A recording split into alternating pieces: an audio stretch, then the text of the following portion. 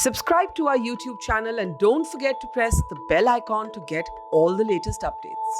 कदम के लिए गवर्नर साहब का शुक्रिया अदा करते और उनको हम अप्रिसिएशन करते हैं कि उन्होंने 30 साल के बाद ये जो स्टेप है उठाया। देखिए, एक तरफ स्टून पेल्टिंग और दूसरी तरफ उनके लिए खुसूसी रिक्रूटमेंट करना, ये पिछले रिज्यूम ने यहाँ किया था। नेशनल कॉन्फ्रेंस के रिज्यूम में ये हुआ था कि स्टून पेल्टर्स को खुसूसी रिक्रूटमेंट उनके लिए और उनको पुलिस में भर्ती किया था। लेकिन उसमें एक आम जो यहाँ का नागरिक है, आम जो बच्चा है, जो मेरिट होल्डर है, वो कहीं ना कहीं उसमें पीछे रह जाता और बेचारा मारा जाता था।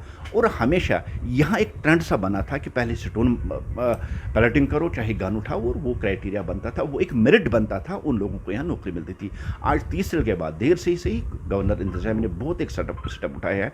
मुझे बताइए, जिसने देश के खिलाफ जंग छेड़ रखी हो, जो देश की प्रॉपर्टी को नुकसान पहुंचाता है, जो लोगों की प्रॉपर्टी को नुकसान पहुंचाता है, उसको कोई भी नौकरी एंजॉय करने का कोई हक नहीं और ना होना चाहिए। ऐसे लोगों के लिए जेल है, उनको जेल भेजना चाहिए। बहुत अच्छा स्टेप है, हम इसका खैर मकदम करते हैं और हम CID से भी गुजारिश करते हैं कि पूरी तंदही के साथ इस सारी चीज़ को निकाल के रख दीजिएगा कि स्टोन पेल्टर्स कौन कौन थे, किन्होंने देश के खिलाफ जंग उठाया है, ताकि वो लोग वीज़ा से भी वंचित रहे और वो नौकरी से भी वंचित रहे। क्योंकि हमने देखा है कि बड़े लोग यहाँ पहले स्टोन पेल्टिंग होती थी, जब उनको पुलिस ढूंढती थी, वो वीज़ा निकाल के बाहर चले जाते थे और बाहर वो बड़ा एंजॉय करते और वहाँ भी वो देश के खिलाफ जंग उन्होंने शुरू करके रखी।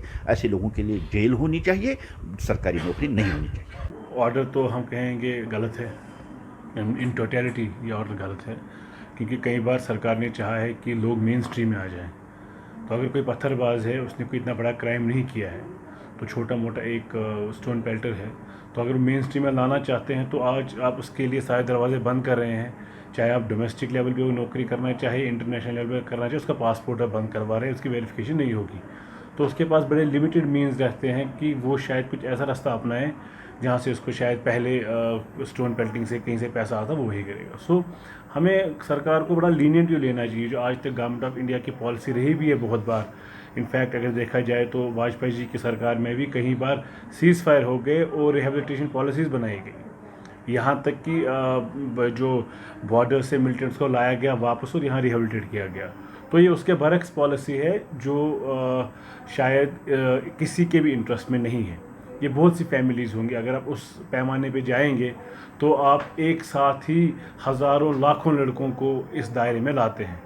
तो जहाँ हम इसको पॉलिटिकली भी ये गलत समझते हैं, एट द सेम टाइम ये ऐसा लग रहा है कि ये एक सोची समझे एक आइडिया है, एक ऐसा आइडिया है कि जिसे यहाँ के लाखों लोग ऑटोमेटिकली एक नौकरी लेने के लिए दूर हो जाएंगे, जबकि स्टेट की विदिन ही बाकी लोग एलिजिबल हो जाएंगे। तो ये रिकंसिडर होना चाहिए डिसीजन, ये किसी के इंटरेस्ट में नहीं है, ये हालात को बद से बदतर बनाएगा और चाहे अनएम्प्लॉयमेंट को लेके भी फ्रस्ट्रेशन लोगों में बढ़ जाएगी, जो ऑलरेडी बहुत पीक पर है। It's great to see you here. Thank you for watching our work. If you haven't subscribed yet, don't forget to click the bell icon and subscribe to Mojo Story and support independent, robust journalism.